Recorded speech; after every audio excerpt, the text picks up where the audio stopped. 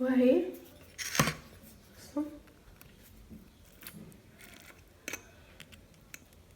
مش مستحملة، ناعمة وتجنن ازاي.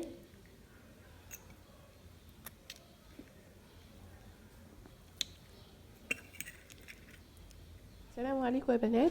النهارده باذن الله هنعمل بسبوسه لصينيه مقاس 28 سنتي. هنقول المقادير. بسم الله الرحمن الرحيم. 430 جرام سميد، يعني كوبايتين و3 كوبايات، والكوبايه الاخيره دي الا حاجه بسيطه كده، يعني الا ربع تقريبا، يبقى 2 كوبايه يعني 3 كوبايات الا ربع. ماشي. السمنه تبقى سايحه، 3/4 كوبايه سمنه، 3/4 كوبايه لبن، كوبايه سكر، ومعلقتين كبار ممسوحين، وهنا معلقه عسل جلوكوز كبيره. هنعمل ايه بقى؟ هنسخن اللبن والسكر وهنعملهم مع بعض. في تركة هنا جديدة لسه عارفاها جديد، ان احنا في بودرة اسمها بودرة جوز هند بتتباع عند العطار، اسمها سفنكس. دي حلوة جدا، هنحط منها معلقة صغيرة عليها تديها ريحة جوز الهند، وتبقى ريحتها بقى ايه زي المحلات بالظبط، وعالية كده ومفحفحة. دي معلومة عرفتها جديد وجربتها وعجبتني، فقلت لازم اقولها لكم.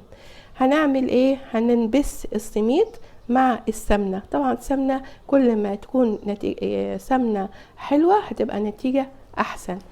هنجيب السميد اهو، هنحط السميد. طبعا السميد هنا بيكون خشن، اللي هو السميد 5 نجوم. هنحط السميد اهو كله كده مع بعضه في بولة كده اهي،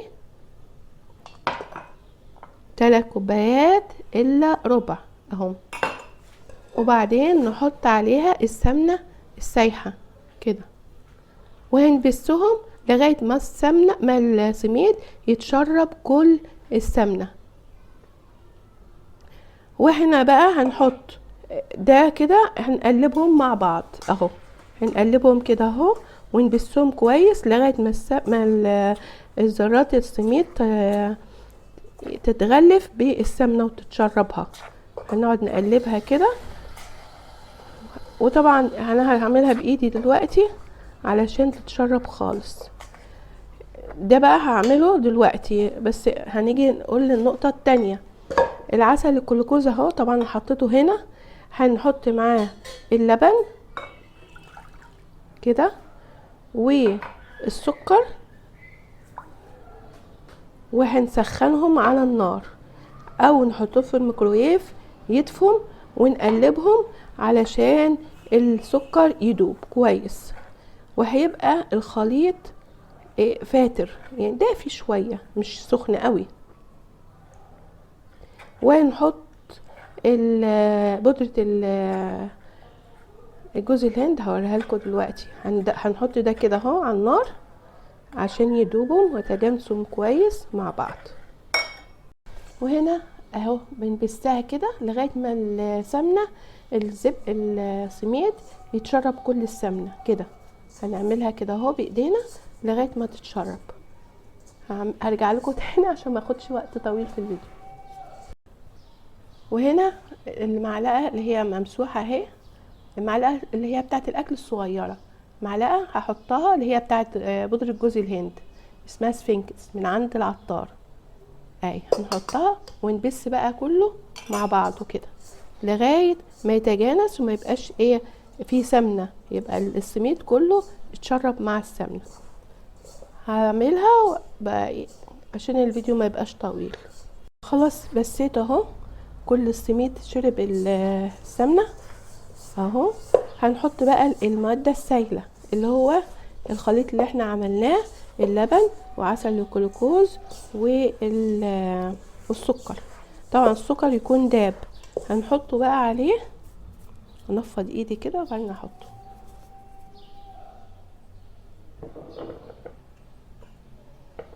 مش عايزين تقليب كتير، يا دوب نقول بسم الله الرحمن الرحيم ونقلب كده يا دوب، يعني تقلبتين كده وخلاص، عشان ما تبقاش جامده وتعمل عرق وتبقى مش حلوه.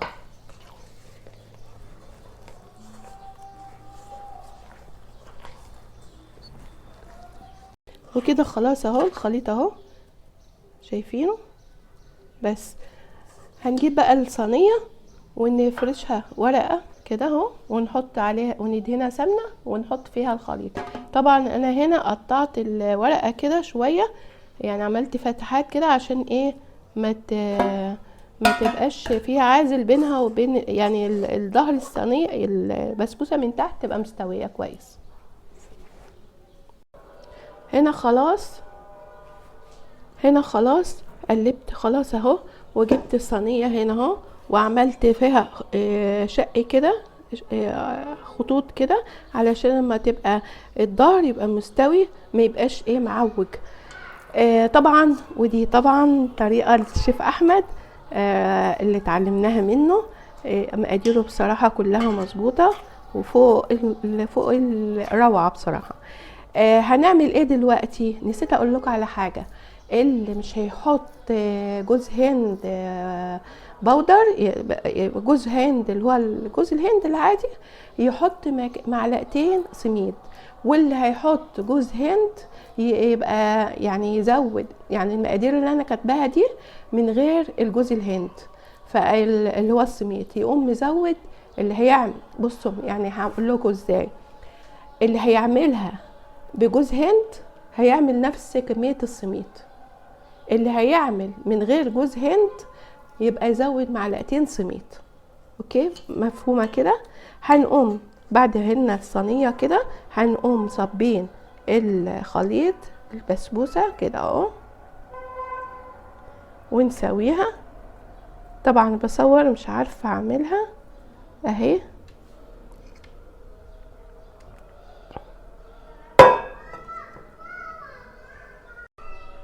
وهنا خلاص صبيتها اهو، هفردها بقى كده كده، هخليها كلها بستوى واحد. طبعا الصينية دي مخصصة للشرقي عشان لها حافية، الحافية دي طالعة على واسع شوية وضيق، الارتفاع قليل. ممكن تعملها في اي صينية عندك، مفيش اي اهي. وبعدين اللي عايز بقى يزينها باي حاجة يزينها اهي. انا اخبطها كده شوية كده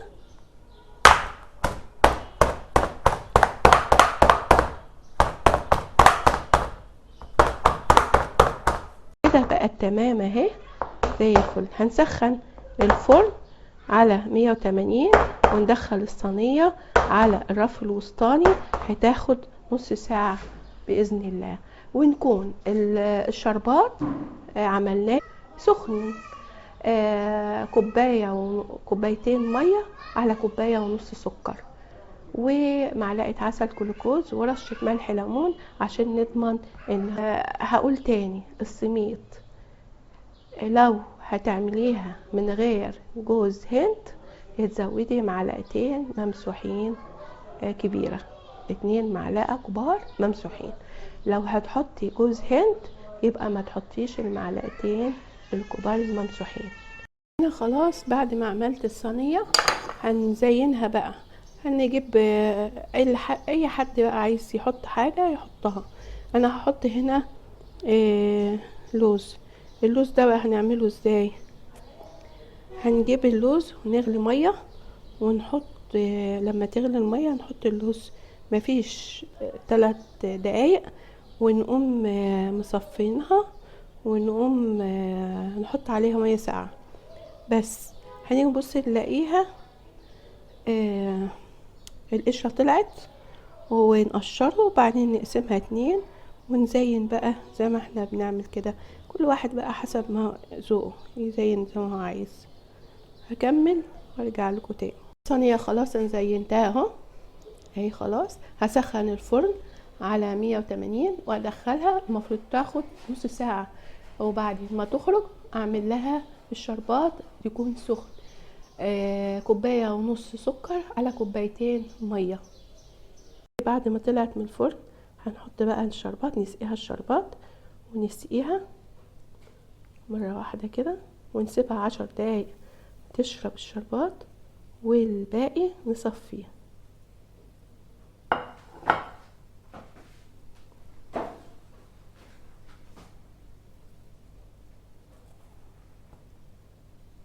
بسم الله الرحمن الرحيم. هنقطع بقى كده عشان نشوف من تحت بقى شكلها ايه.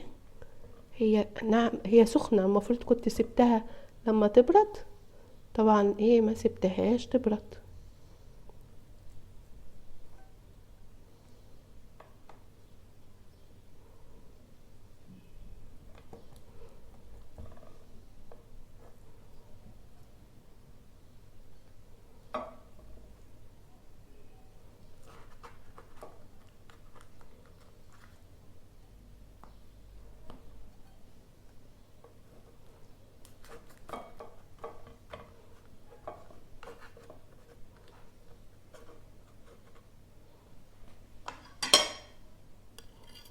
اهي، وهي صينية اهي زي الفل من تحت. زوم بقى، زوم، شوفوا البسبوسة.